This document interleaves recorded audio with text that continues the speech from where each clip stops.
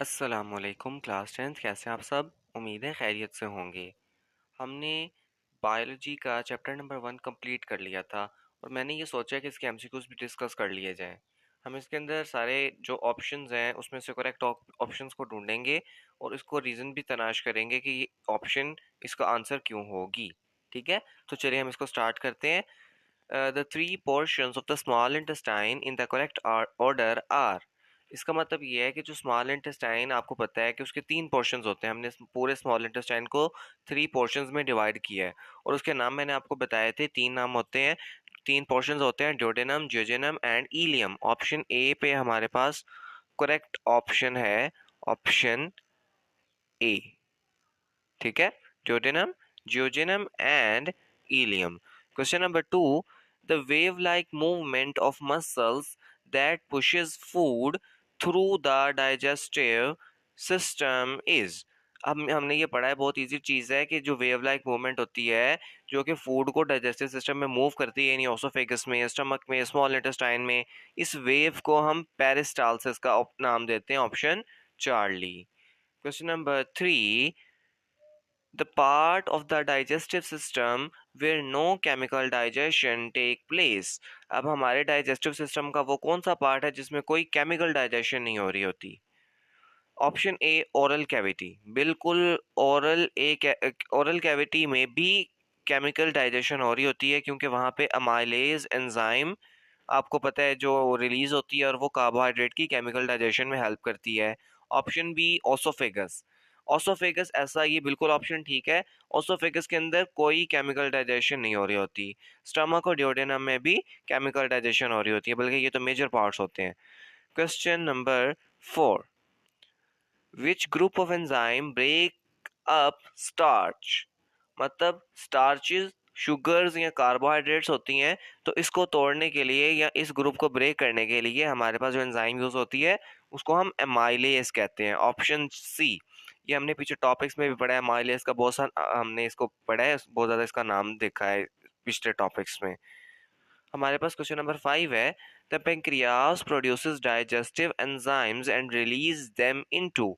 अब जो पेंक्रियाज होता है वो अपनी डाइजेस्टिव एंजाइम बनाता है, लेकिन उनको कहाँ पे वो शिफ्ट कर देता है या कहाँ पे रिलीज करता है, इन ड्यूडेनम। ठीक है, option delta. Question number 6, in stomach pepsinogen is converted into pepsin by the action of. मैंने आपको बताया था जब मैंने ये टॉपिक पढ़ाया था कि पेप्सिनोजन को पेप्सिन में कन्वर्ट करने के लिए HCl का इस्तेमाल किया जाता है। Option Charlie. Question number 7, in which part of the in which part are the carbohydrate, lipid and protein digested। अब वो कौन सा पार्ट होता है जिसके अंदर ये तीनों चीजें डाइजेस्ट हो रही होती हैं। ऑप्शन ए देखें, ओरल कैविटी। ओरल कैविटी में सिर्फ और सिर्फ कार्बोहाइड्रेट्स डाइजेस्ट होते हैं, लिपिड और प्रोटीन नहीं डाइजेस्ट हो रही होती। Option B stomach. स्टमक में आपको पता है कि प्रोटीन और कार्बोहाइड्रेट, कुछ कार्बोहाइड्रेट मतलब ज़्यादा प्रोटीन डाइजेस्ट हो रही होती है, तो ये भी तीनों को एट अ टाइम नहीं डाइजेस्ट कर रहा होता। Option C, small intestine is the correct option. Small intestine में lipids, proteins and carbohydrates at a time तीनों चीज़ें डाइजेस्ट हो रही होती हैं। और ऑप्शन डी, लार्ज इंटेस्टाइन जो है आपको पता है कि वो एब्जॉर्प्शन करता है, सिर्फ और सिर्फ डाइजेशन में इसका कोई लिंक नहीं है। So option C is correct. Question number 8, the enzyme trypsin is found in. ये भी हमने पढ़ा है कि एंजाइम जो ट्रिप्सिन होती है वो पेंक्रियाटिक जूस में होती है। ठीक है, पेंक्रियाटिक जूस में आपको पता है ट्रिप्सिन होती है प्रोटीन को डाइजेस्ट करने के लिए, लिपिड्स को डाइजेस्ट करने के लिए लाइपेज होती है, और हमारे पास कार्बोहाइड्रेट्स को डाइजेस्ट करने के लिए एमाइलेज होती है। So the trypsin is present in pancreatic juice. अगर आपसे कोई यही क्वेश्चन चेंज करके पूछ लिया जाए कि पेप्सिन कहाँ पाई जाती है, तो उसका जवाब होगा गैस्ट्रिक जूस में। ठीक है, question number 9, the common bile duct carries bile from gall bladder to. अब जो कॉमन बाइल डक्ट होता है उसका क्या काम होता है कि वो बाइल को पकड़े गॉल ब्लैडर से और कहाँ पे उसको रिलीज करे, in duodenum. Option beta. Question number 10, why the small intestine has many folds and contain villi and microvilli। Question ये है कि स्मॉल इंटेस्टाइन में इतने सारे फोल्ड्स क्यों होते हैं और वो विलाय और माइक्रोविलाय क्यों बने हुए हैं, ठीक है। तो हम देखते हैं इसके option. Option A, to slow down the passage of food. जी नहीं, इसका ये जवाब नहीं बनता। खाने की स्पीड को स्लो करने के लिए, पैसेज की स्पीड को स्लो करने के लिए विलाय या हमारे पास फोल्ड्स का कोई काम नहीं है। टू प्रमोट फूड एब्जॉर्प्शन, जी बिल्कुल ये ऑप्शन हो सकती है कि ये फूड एब्जॉर्प्शन को प्रमोट करता है, सरफेस एरिया इंक्रीज कर देता है जिससे फूड एब्जॉर्प्शन ज़्यादा अच्छी हो जाती है। अभी ऑप्शन मुझे तो ठीक लग रहा है, लेकिन हम आगे आगे पढ़ के देखते हैं।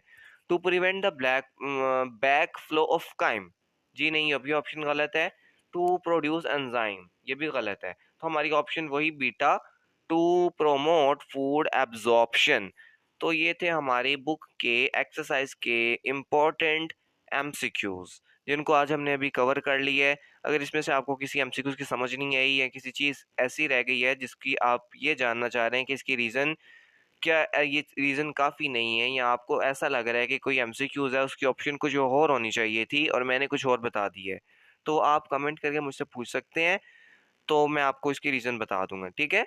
तब तक अब हम मिलेंगे नेक्स्ट लेक्चर में जिसमें मैंने चैप्टर नंबर 2 स्टार्ट करना है। तब तक के लिए अल्लाह हाफिज़।